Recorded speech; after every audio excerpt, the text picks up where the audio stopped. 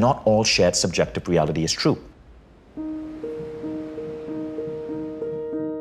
So what I write about in my book is how to study the culturescape, the shared subjective realities we are living in, and identify what rules help you and what rules are really rules or bullshit rules. Rules that hold you back from truly living your most extraordinary life.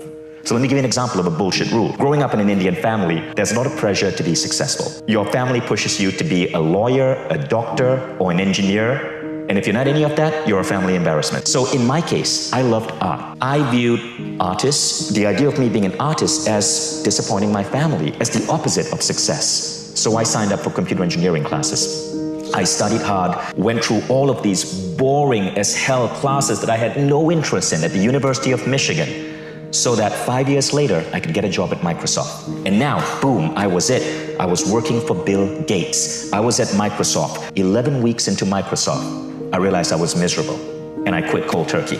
I realized that for 5 years, I was pursuing something that I had no interest in because the rules of the culturescape of being a good Indian kid said, be a software programmer. So I quit. I joined a nonprofit, and that's really when my life began. I dabbled in different things from traveling around the world to meditation to art, but it was through following these passions, it was through ignoring the bullshit rules of the culturescape, identifying what really drove me, what made me passionate, that I was able to build the life I have today. And that's really why I'm so adamant about teaching people through my work to question everything, to question your religion, to question your societal rules, to question the idea of a college degree. That's how I feel all of us should be living life, by questioning everything. And I don't mean being skeptical of everything, there's a difference. I mean healthy skepticism, ultimately questioning the rules of the culturescape so we can stay true to our own inner identity. I think the idea of goal setting in the Western world is rubbish. Because here's what happened. When you ask people to set goals, even if you teach them methodologies like SMART, SMART goal setting, you're basically encouraging people to set goals based on that same culturescape with its restricting rules.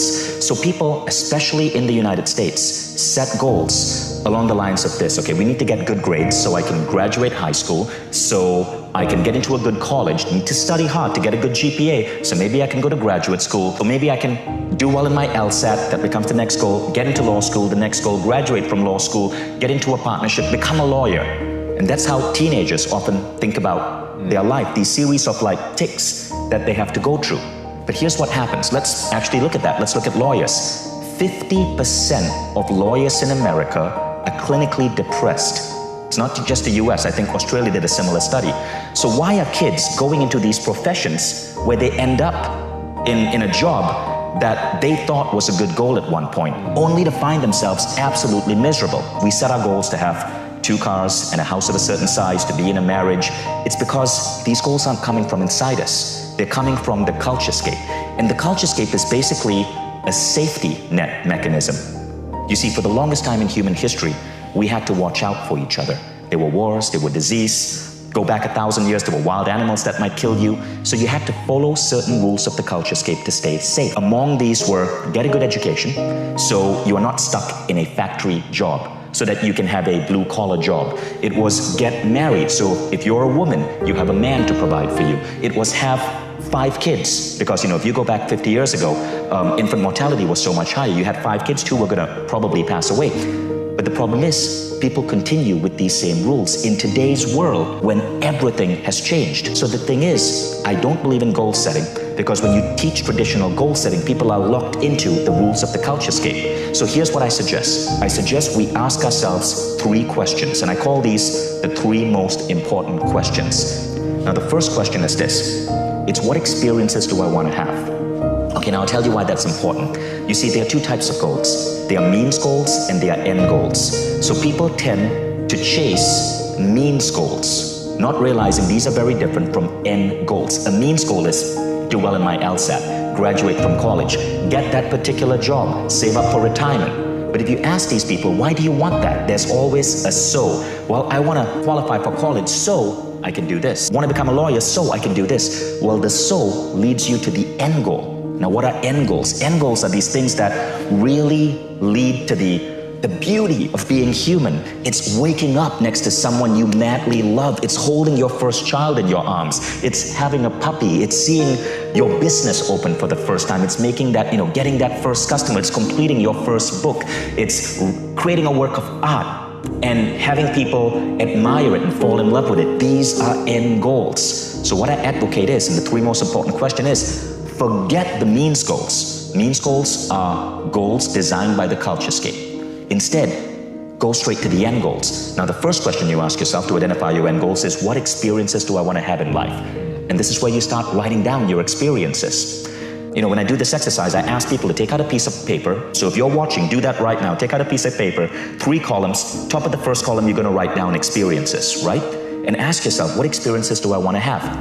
Who do I want to wake up with? What type of house do I want to live in? What countries do I want to visit? Where do I want to travel to? What adventures do I want to have? Whether it's climbing Mount Kinabalu or hiking the Andes. What type of family life do I want? What dog do I want? The beautiful thing about experiences is, often, they don't require that much money.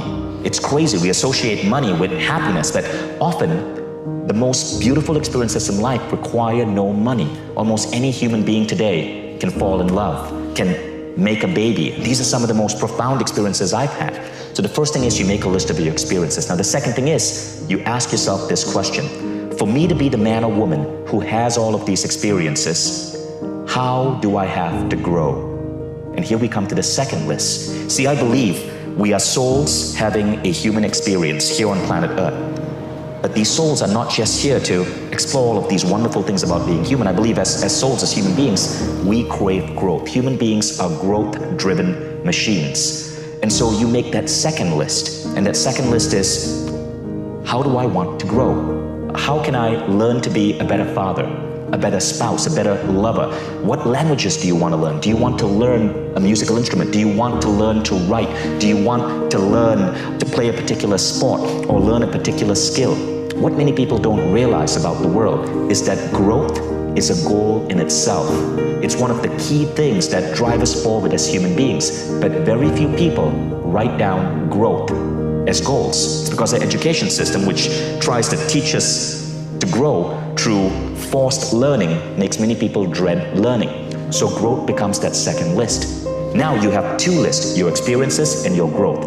Now you ask yourself the third question, and the third question is this: to be that man or woman who has all of these experiences, to be that man or woman who has grown in such a way, how can I give back to the world? And there's a very important reason for that question. The Dalai Lama said, if you want to be happy, make other people happy. And I believe that when you do these 3 most important questions, that third category is what truly leads to fulfillment. It's when you can take your growth, you can take your experiences and contribute to fellow souls, contribute to the human race. You've learned entrepreneurship? Great, mentor someone, mentor a kid who wants to get there. You have the ability to sing, figure out how to use it to deliver, beautiful music to inspire people.